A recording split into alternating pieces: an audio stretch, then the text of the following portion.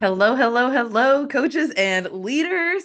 I have a colleague and friend on with me, Jessica Lane, and we are going to talk about humanizing data today.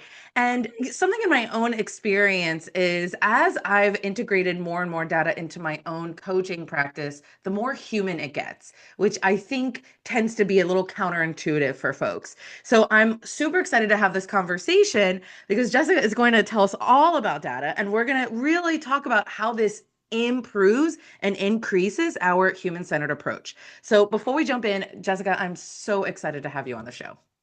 Yes, thanks so much for having me. I'm excited too. Yay. All right. Can you let everyone know who you are and what you do in the world? Yeah, sure. Jessica Lane, I am the founder of Data Informed Impact. I work with schools all over on data culture, data literacy, and data visualization.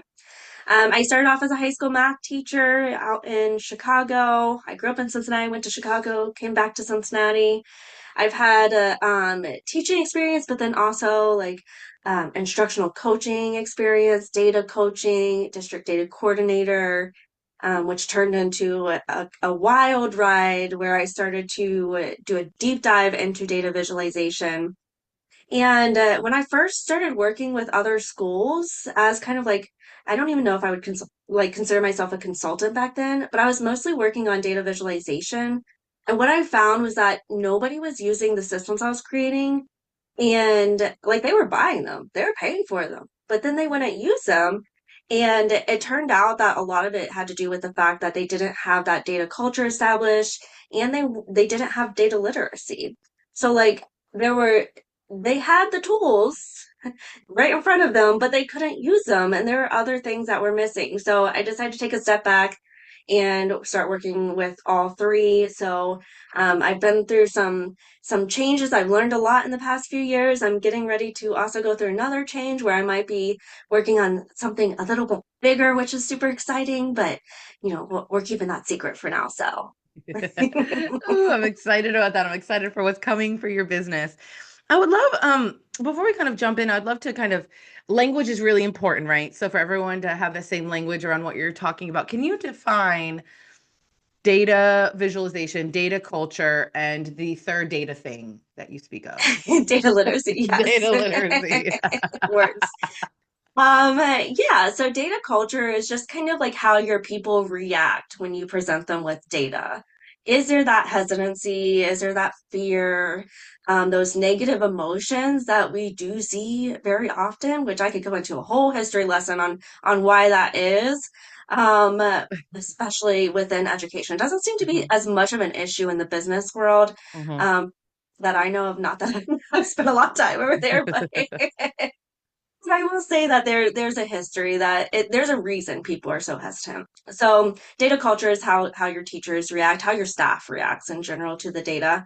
Okay. And then data literacy is, do they know what to do with it? Mhm. So are they able to take the data, come up with some kind of action plan, figure out next steps, and not just look at it and then let it sit in a pile on the end of their Mhm. desk? And I say that because I have done that before. That is a true story. I have Picked too. it up when it was dusty.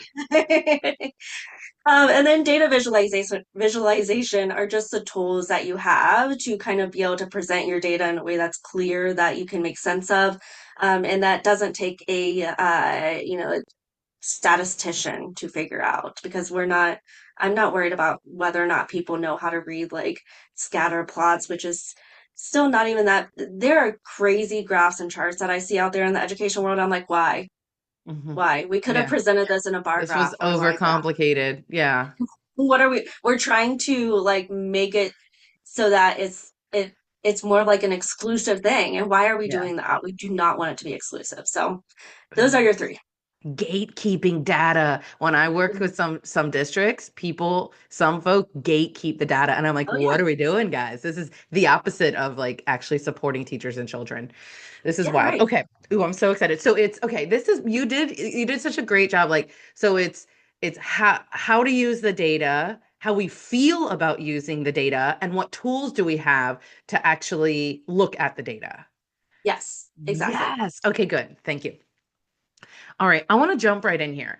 The this conversation that you and I are going to have, we're actually going to kind of talk about two different schools, two different types of schools. We're going to call it Yep. School A and School B. Okay, so School A is the school that rarely uses data in general, right? And Yep. we're going to talk about like how to support them. Like if you are a coach or leader listening to this episode and you are in a school, you want to use more data, and you're like, I don't know how, or I've Sure. tried and it's not working, right? People aren't using the data.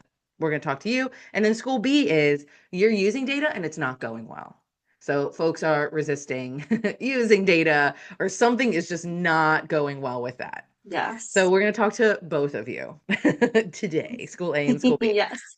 All right, good. So where should we start this conversation, Jessica? So, okay, let's start with the school A, the school that has like they're like, nope, not a thing. We have a couple people in the building that are, doing the gatekeeping, and we have maybe like the person that we go to for data, but um our data usage really just stops at presenting some kind of slide with data on it, right? Or explaining why we made a decision, because we know that we have to check that box that says data driven decision making. Like it's very much about checking a box, right? I like to tell people that the foundation of any data work is going to be your data culture. Like if you do not have that data culture established, nothing else is going to work. Mhm. You need the data culture, you need the data literacy. Believe it or not, you actually don't need the data visualization. If Why you have the not? other two, then you can make it work. Okay, I have questions. I have questions. Yes. If Okay, so I'm thinking about building a data culture, right? Yes. So this is how people feel about the data. If you don't have data visualization, right, which is like how we are actually displaying the data, how do you build a data culture? Yeah. So when I say data visualization, I mean more of like the fancy tools, right? The tools that everyone's after, like the dashboards, the fancy platforms that cost a lot of money. Okay. Like I feel like a lot of times we focus our energy on getting that tool, thinking that it's going to solve the problem. Hmm. Whereas if you have that data culture and that data literacy, and I'll break down both of those a lot more, then you can present the data in a clear spreadsheet. Spreadsheets are free. Like, don't overload it. I'm not saying don't overwhelm your teacher with like a million numbers, but you don't need a fancy tool to make sense of the data. You can present it in a very easy to read, clear way on a spreadsheet, Hmm. and your teachers, if they feel comfortable using data and they know what to do with it, they can still do it. Okay, so what I hear you saying is people can start real simple, use a spreadsheet, Yes. use Google Sheets, Microsoft, whatever you use, and put simple numbers on this Mhm. spreadsheet. Start using some data, and Yes. then you can build a culture off of that. And do you find in your practice actually starting small and simple is the way to go when you are building that culture? Yeah. And actually, I want to take you a step further back. We don't even need the spreadsheet. When I think about how I was using data in my classroom as a teacher, there were times when I used spreadsheets, of course, because I love a good spreadsheet.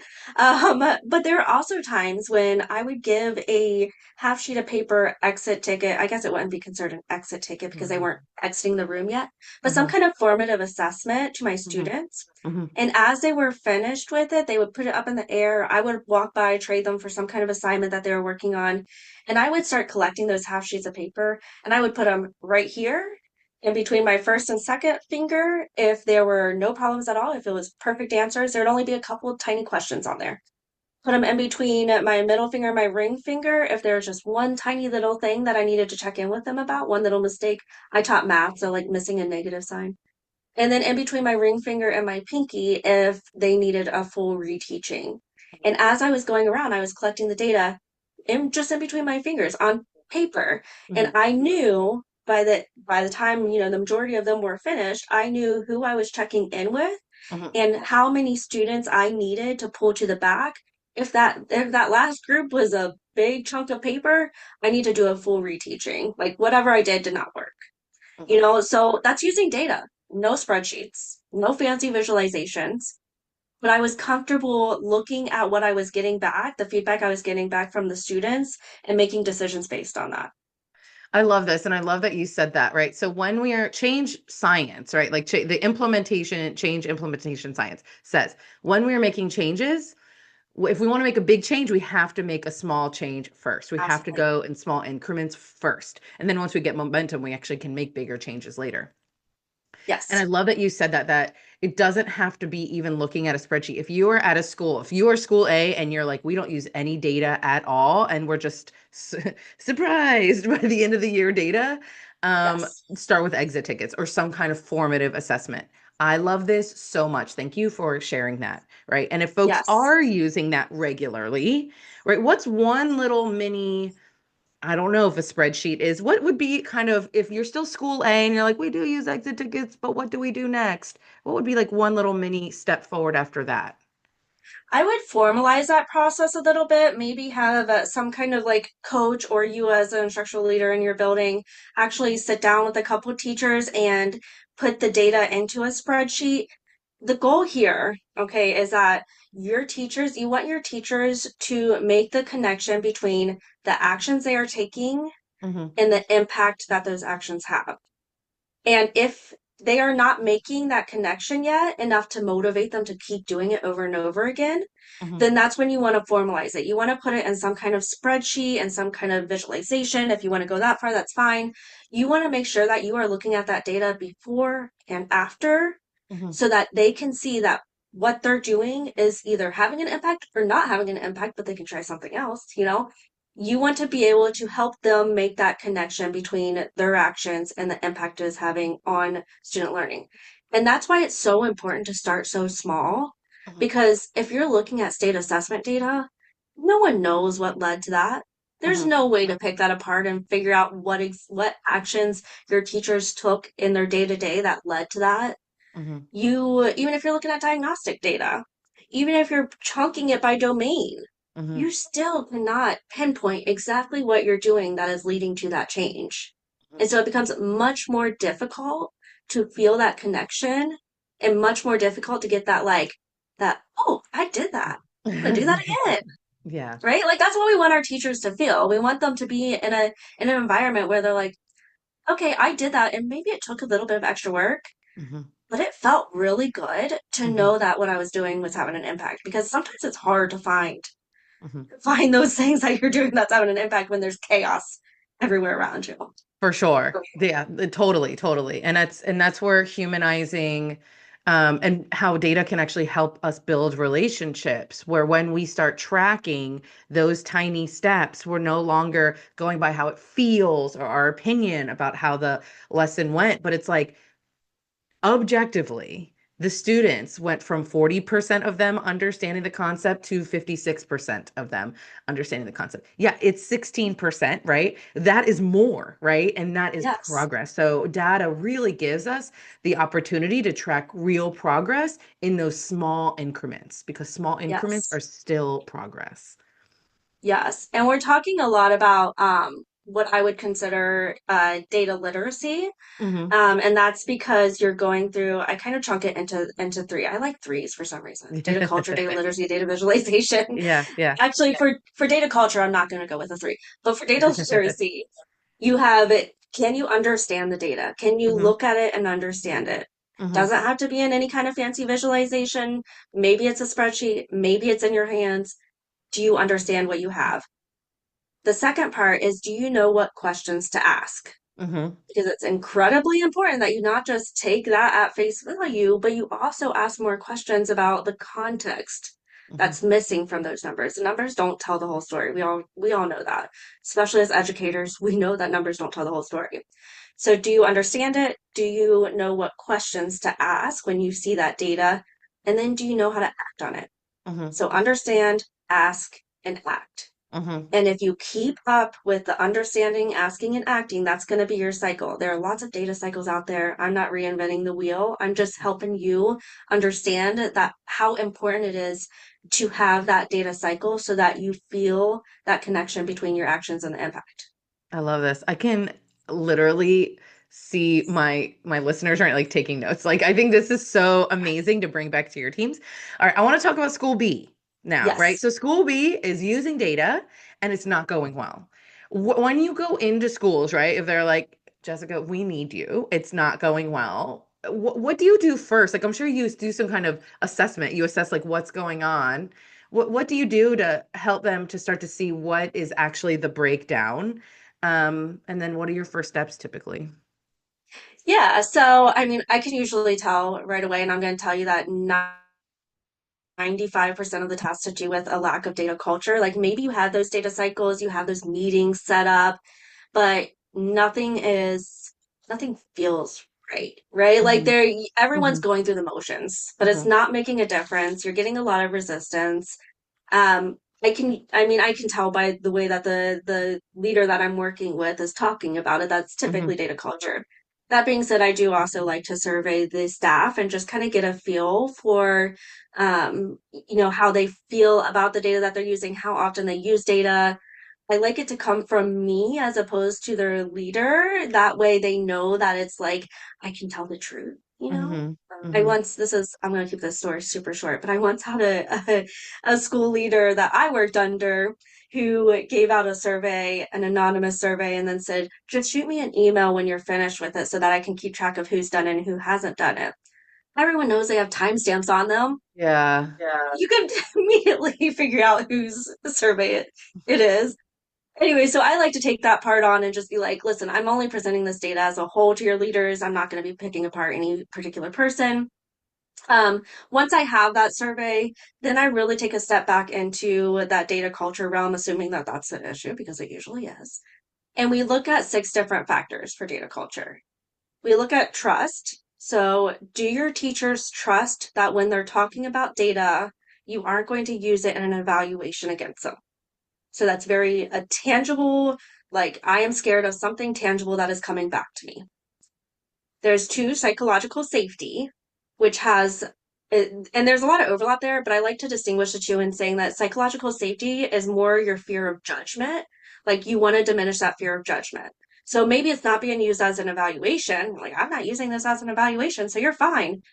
But there's some underlying like judgment that goes on during these meetings. People are given side eyes. We're not talking about the context. There's just a lack of psychological safety there. The third one is having a strong leader that models what you're doing. So if a leader is presenting the data to check a box, then the teachers are going to be presenting a data to check the box, right? Hmm. So you're not bought into this whole idea of using data because you are seeing it as your school checking a box. The fourth is going to be capacity. So, are you building up your teachers so that they know how to use data on their own and as a group? Fifth is always going to be the hardest time, or the hardest time. I gave it away. The hardest thing, and that's protected time. You have to protect that time. You have to make sure that you have that time built in your schedule because the sixth is collaboration. And collaboration is such an important piece of the puzzle because you're bringing in all those different perspectives and all those different specialists, people who understand that child or that group of children in many different ways. And that kind of helps you then narrow down to your root cause and actually go into the data literacy and make action happen. So I'll repeat those quickly because that was a long explanation. But you have trust, psychological safety, strong leadership, capacity, protected time, and collaboration. Hmm. That's fantastic. So that is how people assess their data culture. And Yes. I think that's, see, I feel like my note takers are like, yes, let's write it down. Let's go back to our leadership team. Bring us back to your leadership team, right? Like ask each other, how is this showing up with our teams? Yeah. This is fascinating. Thank you for sharing all this.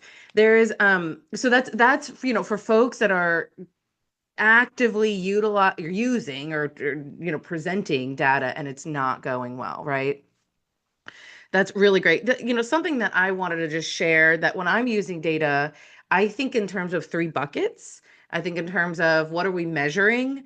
Because I don't do that big kind of structure like you do, right? Like Yeah. Right. you bring this beautiful expertise I think you and I are actually very complementary to each other, right? Yes, But absolutely. when I'm using data in classrooms, I think in terms of, are we measuring student achievement, teacher actions, or student actions, right? So like Yes. coaches and Yep. instructional leaders that are listening, if you're thinking about, we're talking a lot about student achievement data with teachers, right? But there's Yep. also the data of the teachers, right? How are we Yep. supporting our teachers, right? And so with them, I think in terms of those three buckets, as coaches and leaders, you could be measuring any one of those three to support them in making progress and tracking that progress. Is there anything within those three buckets that you do differently? I'm curious. No, I think you summed it up so perfectly. And as I'm working on this project that I hinted at the beginning in my Taylor Swift Easter egg way, we're really breaking down the action planning when it comes to school and district level, but this also breaks it down for teacher or coach level as well. Mhm, And that's you're right, what are you measuring? And you could be measuring, student data in terms of academic, behavioral, or attendance. I think I would kind of put all of those in one category. Social emotional too. There are a few others there. And then the other bucket then would be your actual teacher or staff actions. So are you carrying out the action steps that we set forth? How, again, because you want at the end to be able to see that list of actions and mhm, determine whether or not that list of actions has an impact on the actual student data. mhm, So in order to make that connection, you need to have both sets of data, mhm. the fidelity in your action plan and the data that is being presented on on the student side as well. I love it. We have to wrap up, unfortunately, but I do want to see this. I think something that's really complimentary is going back into, the folks listening, going back into your teams and talking about, if your school A, right, really looking at how can we actually just take a tiny step forward in terms of Yes, using some kind of data in a way that feels safe for folks. If your school B and you're to utilizing data, really analyzing your culture with those six elements, right? And absolutely.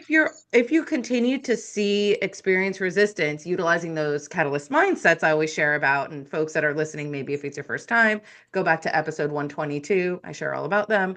But really analyzing what might be behind folks' resistance to change. Sometimes it's the Yes. way we are presenting and talking about the data, and sometimes it's just inside of people, right? It's like, I personally am motivated this way, and the way this is happening to me, right? Yep. And the thing that I always want to acknowledge around resistance is the way we do school. I had recently, I was presenting to the Mississippi State Department of Education coaches. They are phenomenal. And they went, oh, they had this like noise reaction when I said this. And I've been saying this a lot lately. The way we do school naturally actually causes resistance. And it's because the way changes most often Yep. happen in schools, someone that has positional power buys a Mm-hmm. curriculum, right, makes a decision and tells our critically thinking teachers Yep. The to ones who are adopt. on down there, boots on the ground, working with the Yeah, students. they're Yep. doing it. They're told, we tell our critical thinkers to adopt a change they didn't choose. Yep. And sometimes their critical thinking looks like resistance, when in fact they're just like grappling Yep. with the change they didn't choose, right? Right. Right. Yeah. So anyway, I want to kind of share how beautiful and complimentary our work is. Yeah. But before Absolutely.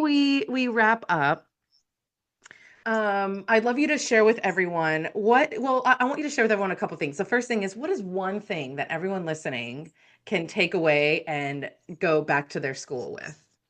What's one thing? I think I mean, you said it beautifully. Start small. Do Hmm. not start with that state assessment data. Do not even start with the diagnostic data. I mean, you can have that data, but if you want to make true change happen, again, focus on helping people connect their actions to the impact. And that's going to happen if you start very, very, very small with I like to call it tiny data. The Hmm. day Yeah. to day, the little progress monitoring data, that's where you're going to see that change happen. I love it. I Okay, love it. good. And then where can folks find out more about you and what you do, and any other kind of resources you want to share about? Yeah, absolutely. So you can find me at data-informedimpact.com, data-informedimpact.com. I feel like sometimes those I words kind of mold themselves together. You can find my website there. I would also suggest I'm going to send a couple links for my data culture framework and my data literacy framework. Definitely check those out. And once you download those, you can also join my newsletter where you'll be starting to get some more Easter eggs about what's coming. I'm really excited about this new change, this new project that I'm working on. I think it's perfectly aligned to all the things that we talked about today, and I'm so hyped about it. So if you want to follow along on that journey, then definitely click the link in the data culture, data literacy framework so that you join that newsletter. I love it. Jessica, thank you so much for coming and sharing your expertise with us, and I hope folks take advantage of it. Yeah, absolutely. Thanks for having me.